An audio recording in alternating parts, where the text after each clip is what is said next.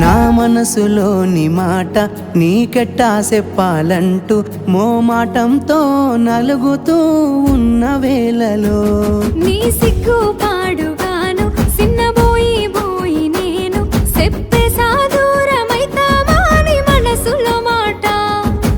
అమావాస్య చీకట్లోన సందమామలా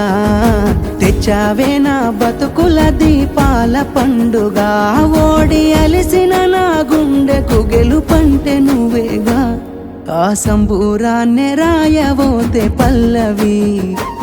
మన సంతోషాలే రాసెనే చరణాలవి